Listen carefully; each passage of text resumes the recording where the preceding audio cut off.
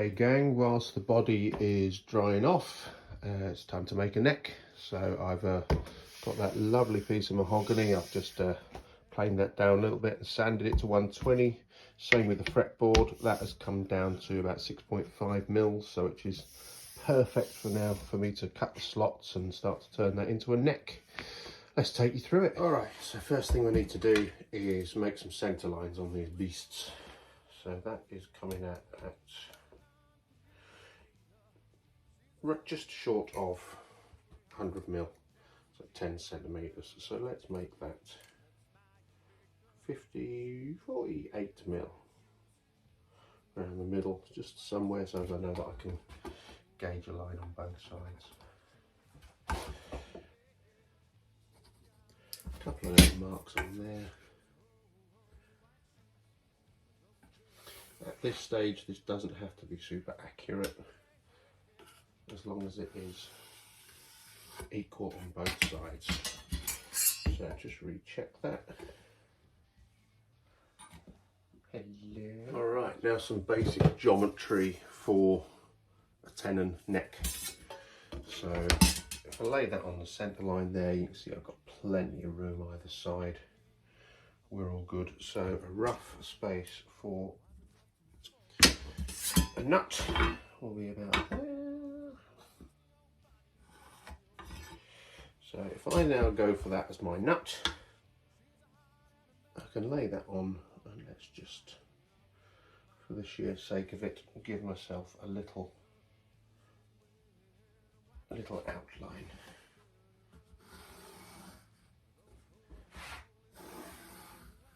Just to remind me where I am.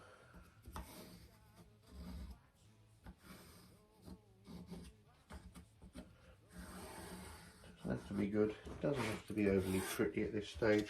But now that I've got that, I can now mark out where my headstock's going to go.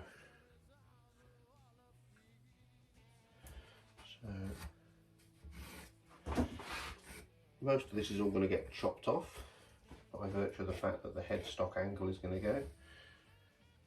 So it just gives me a rough idea of where we're looking. So the next thing I need to do is get yonder truss rod,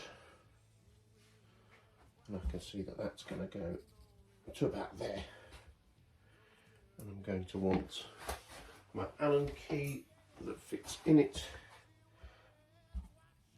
to make sure I've got enough room for that to manoeuvre. So that's where we'll be routing. So let's do the routing now. Pleasing man on her knees and her back. The bike's ridden 1,000 times. They pay by the hour, she lives by her crimes. I meet by your church at 9. If you've got the money that she's got the time. Okay, and there's an installed truss rod. The always annoying bit about this particular type of truss rod is that this portion here is deeper than this portion here, which is where the actual little turny bit goes. So you always have to take this bit out with a little bit of hand tooling. As you can see, that kind of fits in nicely. That's going to turn beautifully, and most of this recess will go with the angled headstock, so it gives a much nicer access. Looks pretty. So all I've done now is just mark out the various points for the plans. I've used my side template to get me some rough measurements. Obviously the neck break angle's different on my models. Still think Gibson used that 15° too unwisely, shall we say. Anyone who's owned a Gibson and dropped it knows that that's the case. We won't go into that one. That's just an absolute minefield. But yeah, that's pretty much there. We're going to get on the bandsaw and we'll cut that rough to shape. I know that that is a righty right now. That's just the way that my template fits. I'm not cutting off the sides just yet. I need to cut off this neck angle, so that's going to disappear, and then I can flip it round and do it that way. What I mean, I would have thought the money changing hands. I was enough to afford some new reds, but she's wearing those dirty old clothes on her pasty old body and dirty old toes. She's a bit of a give or taker. She's a heart and a marriage breaker. We hold back a smile, clean our royal mind when we see the others imitate her. She's wearing white shoes, those dirty white shoes. So that's flat and level. I've made sure that the edge where the nut goes is now beautifully square. We've got a little flat surface for the nut to go on. And obviously I've lost my centre line. So we shall recenter the centre line so that I can draw the shape of the headstock. Over yeah, that's not perfect. That's better. That's better.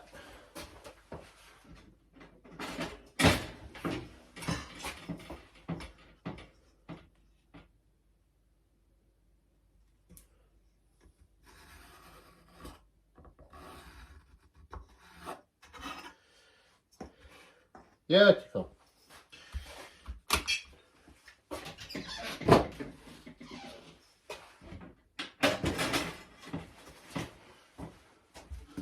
So now the plan is that we just flip that round.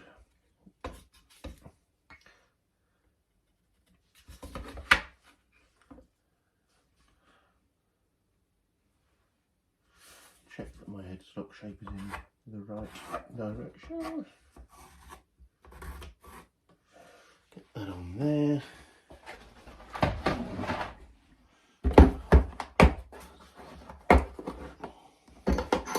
Get my 10mm bit and I can mark off the centre of the holes.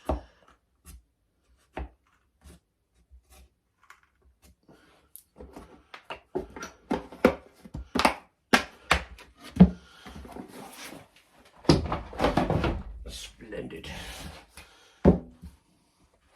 Can I see those little holes?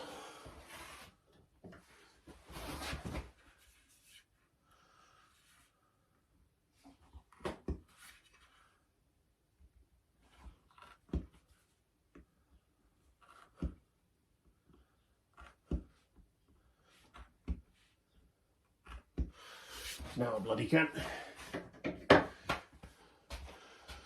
Okay, right, let's get on to cutting that one. I'm going to just add some little frills off to the side here. That's why I've made it a little bit longer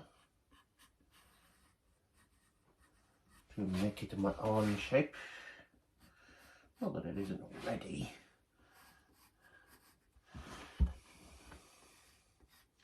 But any 3-on-3 headstock design doesn't need to look like someone else's.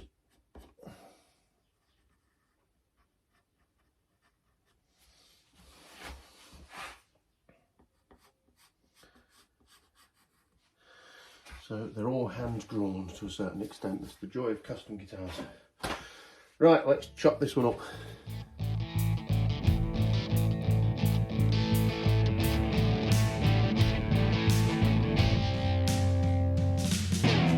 With all seed cheese and goblin egg. It's roughly cut down, sanded to a reasonable thickness. Once the fretboard is on, then I'll get some proper dimensions and I'll get a better idea of the thickness plus the fretboard to make a standard size neck. I don't want it too fat, I don't want it too thin, I want it just right. So now we'll take the template, we'll pop that on, we'll go down the sides. Okay. Sides are planed down, endwise for the tenon, just to make sure that it's ridiculously snug. I've put sort of 4 layers of insulating tape, just good old electrical tape on there.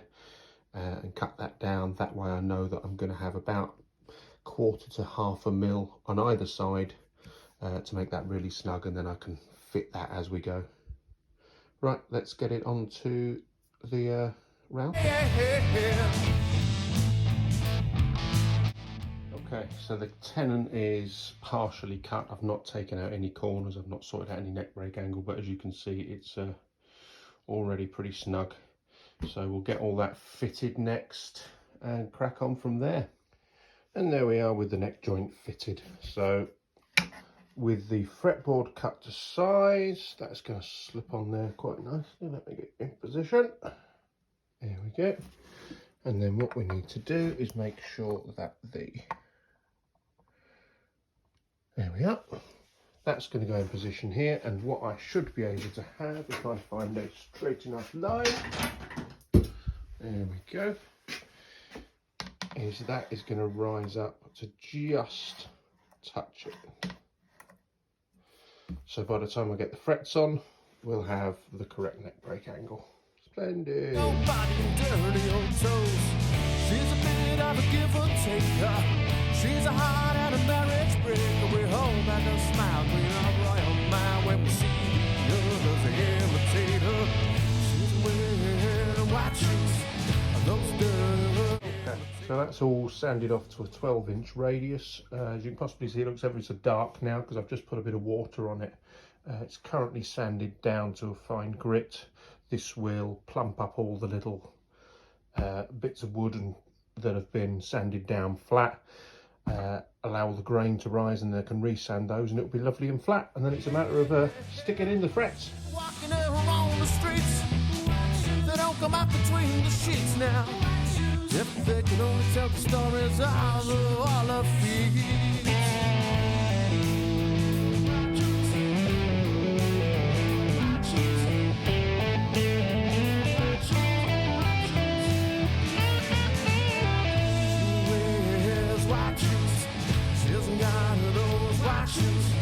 Those holy, holy white shoes, oh white shoes, yeah, yeah. She wears white shoes, known only as white shoes. Those dirty, dirty white shoes, those white shoes, yeah, yeah. She wears white shoes. She's got. So here we have a shaped neck. What I've done is given it a fair old sand off. Now I'm looking for imperfections with the amber stain. So if I get really in close, if you can get it focused for me, can you see little sort of vertical marks there where I've shaped it with 120 grit? What you've got are little imperfections within that process. It's beginning to dry. And around corners like this, right in the middle there, you can see a little bit. So the idea is with the amber stain, it highlights any imperfections. We can go on and cut through the grits, make sure that it's lovely and smooth. And there we go after a bit of 320 sanding. So all of that stain has come off. And what we're left with is a beautiful smooth finish on a lovely piece of timber. So next stage is to stain this, which I'll do that with a water-based stain. It'll raise the grain up again. So we've done that. Then we'll resand it, restain it, and think about popping it on a guitar. Okay, brown stain.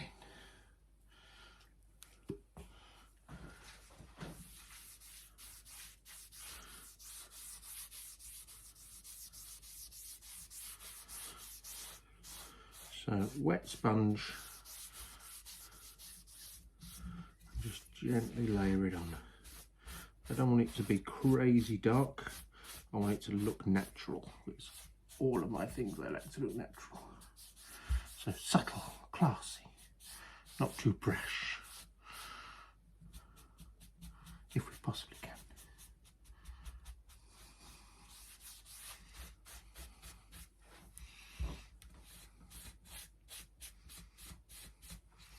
Not sure if that's water or stain anymore.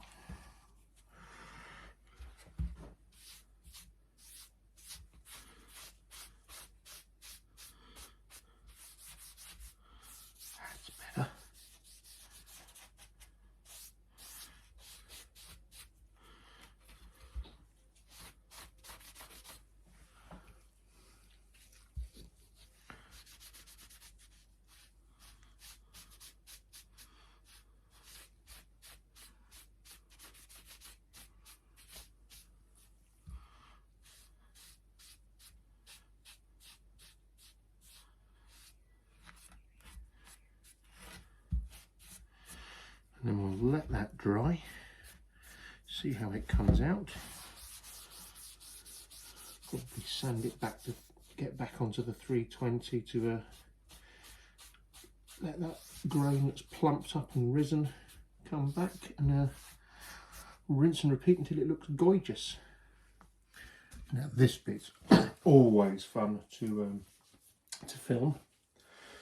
I want to just put a little sealer coat of True Oil, which is a gun stock oil, onto this, and it immediately makes everything go, oh yeah baby. So it's always cool. you get that first little bit of shine on there and it starts to look like a guitar.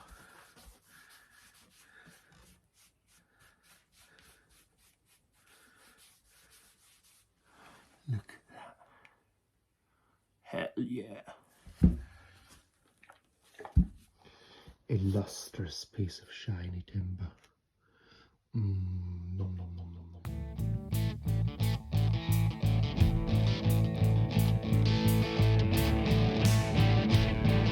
There she is, glued up, ready to go. I'm going away for a couple of days now, so I'm going to leave that to dry, come back, and then it's part 3 for finishing. Sometimes they pay